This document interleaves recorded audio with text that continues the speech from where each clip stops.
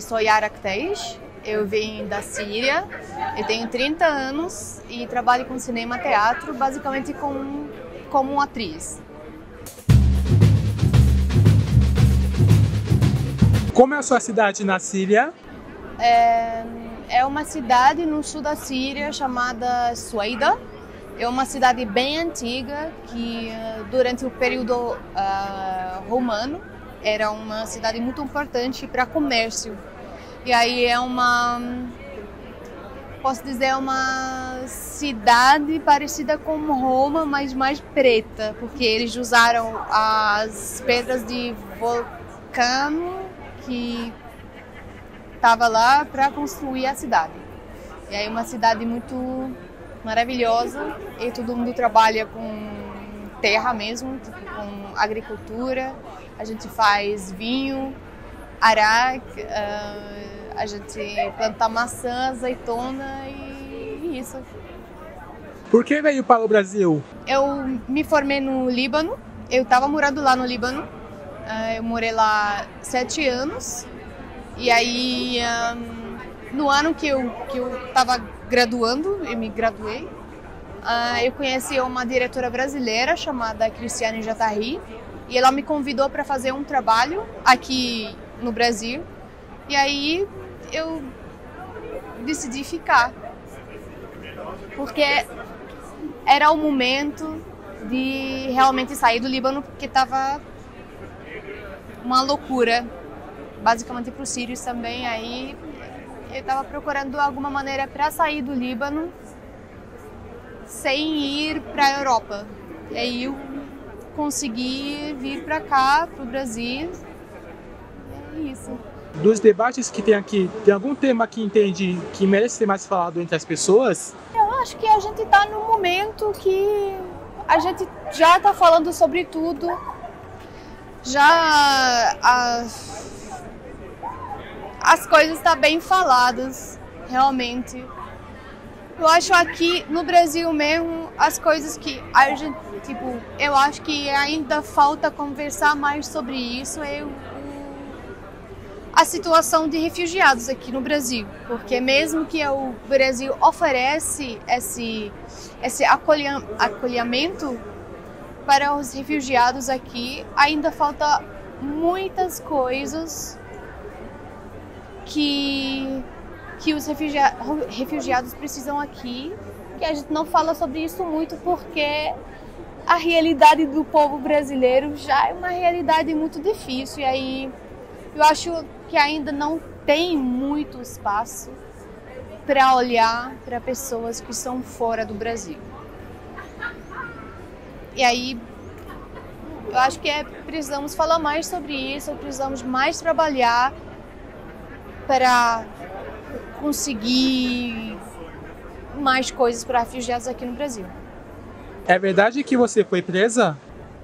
Fui presa na Síria em 2015, quando eu voltei para a Síria, que saí da Síria em 2012 para estudar no Líbano, para me formar. E aí em 2015 eu decidi voltar, porque estava com saudade do meu pai, da minha cidade. Estava querendo ver a minha casa mais de uma vez antes do meu avô vender, porque a gente já estava fora do país e meu avô queria vender porque ninguém estava usando. E aí decidi voltar para ver essa casa mais de uma vez e eu não vi, porque eu fui presa na fronteira síria com Líbano e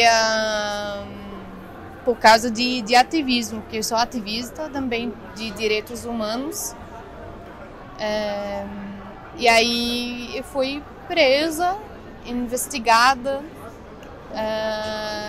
e eu fiquei presa quase um ano, 7 meses dentro das centros de investigações e entre os centros de investigações e prisão mesmo. E fiquei 5 meses sem conseguir sair da Síria, porque foi proibida a sair da Síria. E aí fiquei 5 meses até conseguir sair da Síria de uma maneira legal, sem precisar fugir e cruzar essa fronteira um outro jeito. Que eu queria terminar a minha faculdade, queria ter os meus documentos para poder fazer alguma coisa depois, para poder conseguir alguma maneira para sair do Líbano depois. E aí eu precisava do passaporte, meu passaporte sírio, meu documento sírio para fazer isso. E como fez para sair dessa situação? Foi sorte mesmo. Foi uma sorte mesmo. Porque não sei exatamente, que realmente foi uma sorte. Eu venho de uma comunidade, de uma minoridade do mundo que chama Druze, e somos 1 milhão de pessoas no mundo inteiro. E aí, infelizmente, na Síria, as pessoas ativistas que são sunna ou xiita, que são muçulmanos sunnas ou xiitas, eles sofrem mais dentro da prisão do Assad. E aí foi por causa de tinha a sorte de ter nascido Druze, eu consegui sair sem muita... Não foi muito torturada, por exemplo. Só um pouquinho. Agora que eu consigo rir sobre isso, mas no começo não conseguia. E... sei lá, foi realmente uma sorte grande que consegui sair, porque as pessoas sofrem muito lá dentro. Você passa anos sem conseguir ver o juiz, sem aparecer lá, sem ser chamado para aparecer na justiça. Eu consegui ter advogados, né? O problema lá na Síria é que tanta pessoa não consegue ter advogado, e aí não tem ninguém para defender você, não tem como ir para a justiça mesmo, porque você está sozinho lá na prisão. Então, eu tinha sorte de ter suporte, ter apoio da minha família para me ajudar a ter advogados plural, na verdade. Eu tinha, sei lá, 5 ou 6 advogados tentando achar uma maneira para eu sair, porque não tem nenhuma prova. O que significa ser terrorista na Síria? Você é terrorista porque você é contra o governo desse ditadura que chama Bashar al-Assad. Então, qualquer pessoa que é contra o regime dele é considerado terrorista. E aí eu sou considerada terrorista no meu país porque eu falei que não, isso não é justiça, eu preciso da justiça. Eu mereço a viver, eu mereço a existir, né?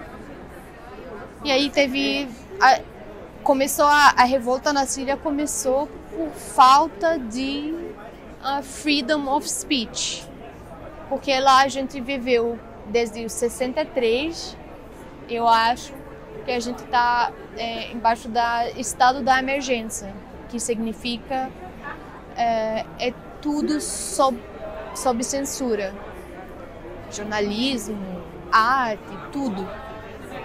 Você não pode sentar com seus amigos na rua. Tipo, você vai sentar na rua, mas tipo, qualquer pessoa pode ser preso só porque esse policial não gostou de você. Qualquer policial pode entrar na tua casa e prender você sem nenhuma razão, sem nenhuma justificativa. Você pode ficar preso por anos e anos porque o país viveu sob estado de emergência por muitos anos. E a gente começou essa revolta pedindo o término desse estado de emergência. E aí, qualquer pessoa que saiu para a rua não importa a idade dessa pessoa, qualquer pessoa que saiu para a rua, essa pessoa é considerada terrorista pelo governo sírio. E aí eu conhecia muitas pessoas, tipo, eu conheci uma menina que ficou, que naquela época ela já estava 3 anos e pouco dentro da prisão e ela nunca viu um juiz. Ele estava lá e eu perguntei para ela, tipo, por que você está aqui? Ela falou, porque eu estava indo com meu marido para outro lugar, para outro estado dentro da Síria, e eles me prenderam no ônibus e foi levada para a prisão, mas eu não sei por que exatamente. Eles falaram que eu tentei bombardear uma coisa de Forças Armadas, de um ponto, checkpoint de Forças Armadas. E ela é uma menina de 1,50 m, sabe? Uma menina bem pequenininha, que ela não sabe escrever, não sabe ler. Uma mãe de um vilarejo pequeno no norte da Síria, que nunca saiu do vilarejo dela. E ela foi jogada como terrorista e ela estava lá por mais de 3 anos. Porque, basicamente, ela era muçulmana da norte da Síria, basicamente. E aí não tem justiça, basicamente. Não tem como. Enfim, a gente está lutando contra essa ditadura para conseguir realmente existir. Se você planeja fazer algum trabalho sobre o Brasil, ser inspirado em qual aspecto? Uau!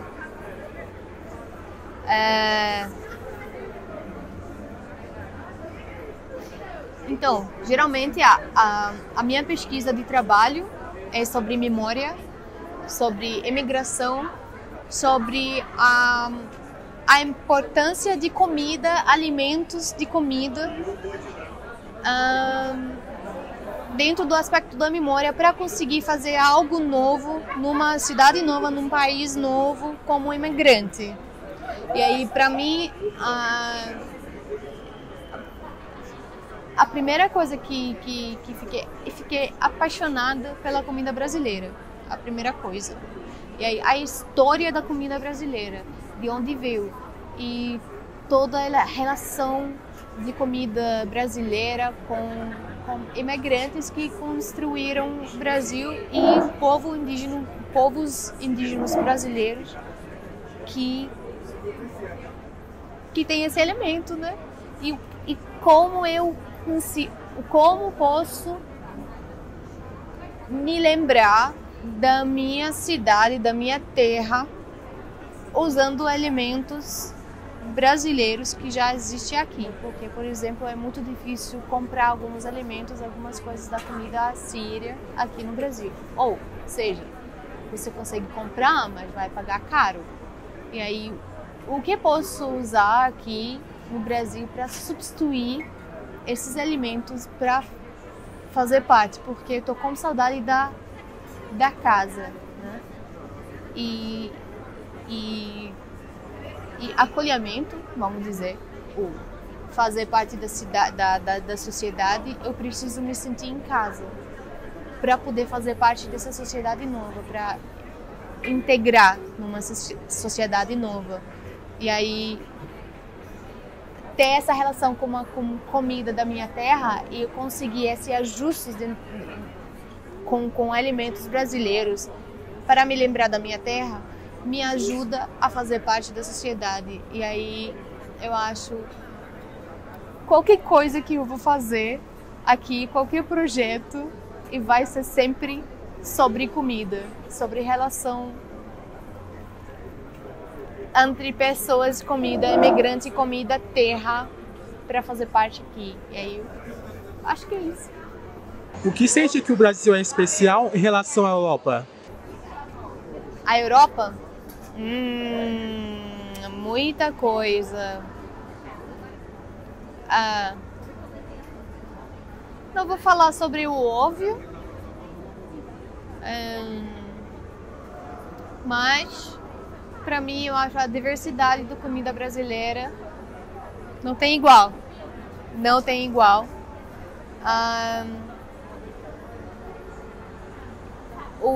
facilidade de puxar conversa com pessoas,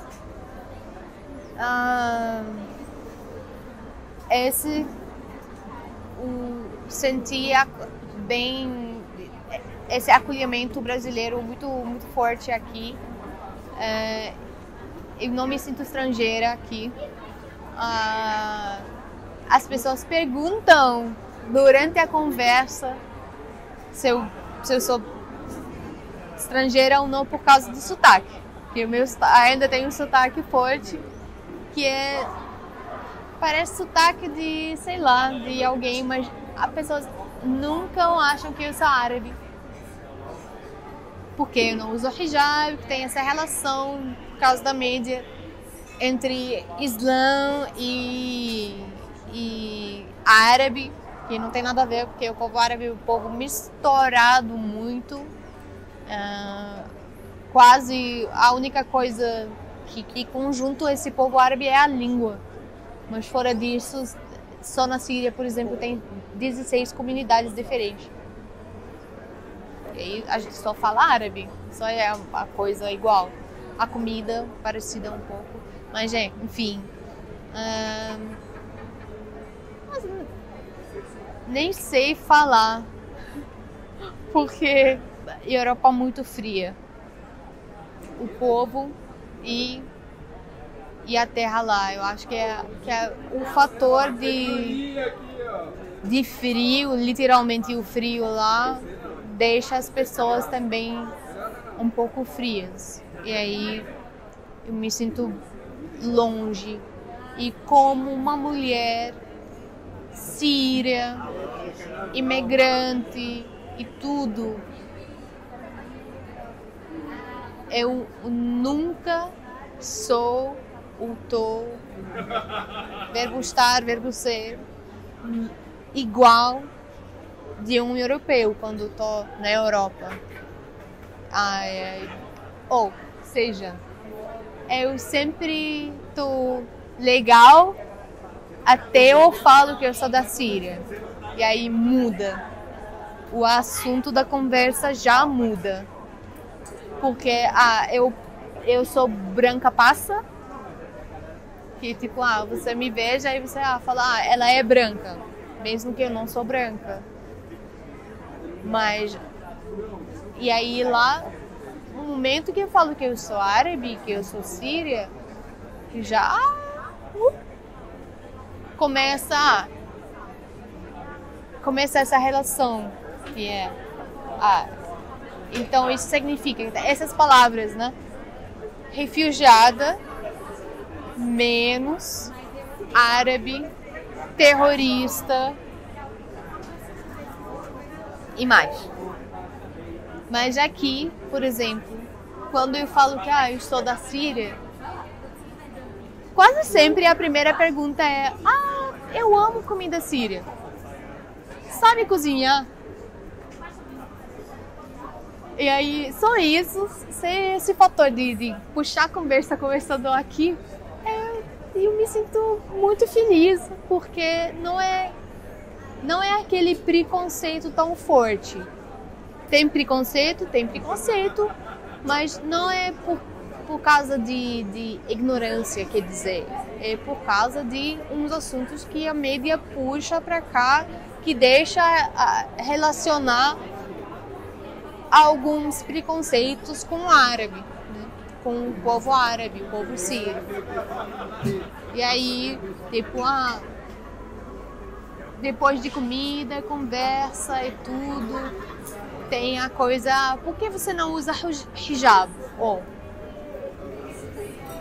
Você tá mais feliz aqui que tem mais liberdade?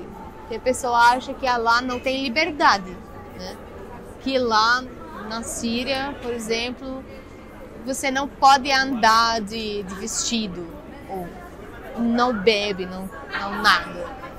Mas isso é um preconceito, não é um fato.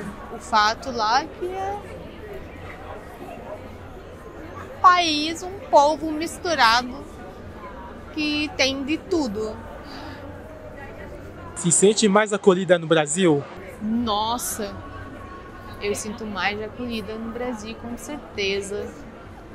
Com certeza. Eu acho que é mais fácil aqui sentir isso. Porque, sei lá, tem...